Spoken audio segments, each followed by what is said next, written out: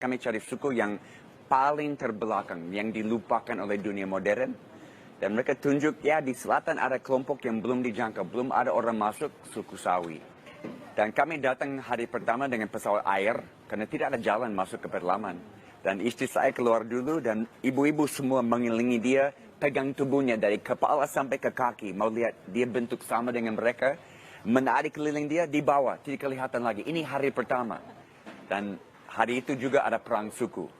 Kami menyatu, kami mau pakai pola yang kami baca dalam kitab suci Alkitab, Filipi pasal 2, di mana Allah datang ke dunia menjadi seperti manusia untuk berbicara kepada manusia, apalagi kami.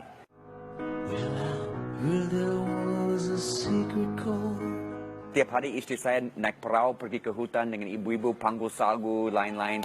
Saya naik perahu dengan laki-laki, berburu di hutan, cari babi hutan. Dengan cara itu kami tangkap bahasa ini yang belum ditulis.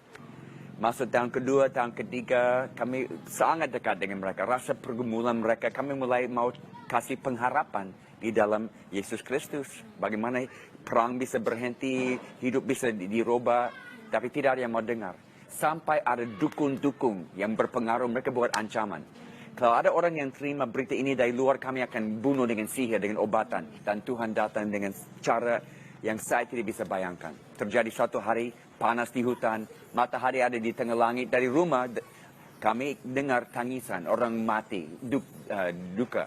Dalam perjalanan sampai saya tembus di pinggir kali, di mana ada 1.000 orang.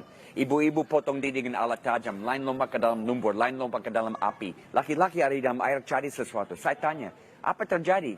Orang bilang, Jim, tadi pagi ada keluarga naik perahu, pergi ke hutan, cari makan. Waktu kembali, dari perahu mereka bawa bungkusan makanan ke rumah dan mereka tinggalkan anak kecil, mungkin umur 1 tahun di dalam perahu, tunggu mereka. Waktu kembali, anak tidak ada. Mereka cari setengah jam, tidak menemukan dia. Akhirnya ada satu bapak keluar dari air dengan mayat anak itu di atas 2 tangan. Perut besar dari kemasukan air, tidak bernafas lagi, sudah mati.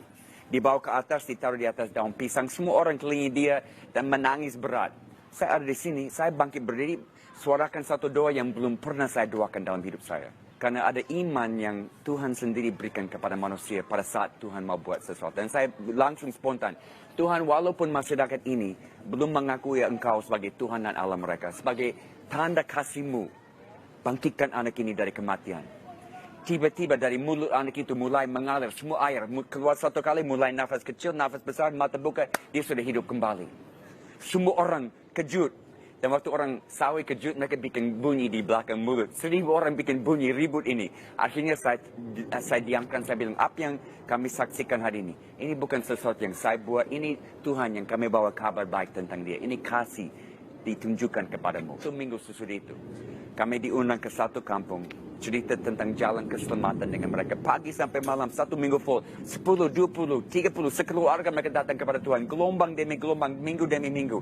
Sampai hari ini 80% suku Sawi sudah serahkan hidup kepada Tuhan. 17 tahun kami invest di suku ini. Kini, Jim Yos dan keluarganya masih menetap di Papua. Setelah 17 tahun Jim dan Joanne Yos melayani suku Sawi, keluarga beranak 4 ini kemudian pindah ke Sentani, Papua sampai sekarang. Di gereja Pondok Kemuliaan ini, jemaat asli Papua dapat berbaur bersama jemaat lain yang berasal dari suku lain atau orang asing yang tinggal di Papua. Kecintaannya yang besar pada jiwa-jiwa di Papua membuat Jim Yos mendedikasi seluruh hidupnya di tanah Papua.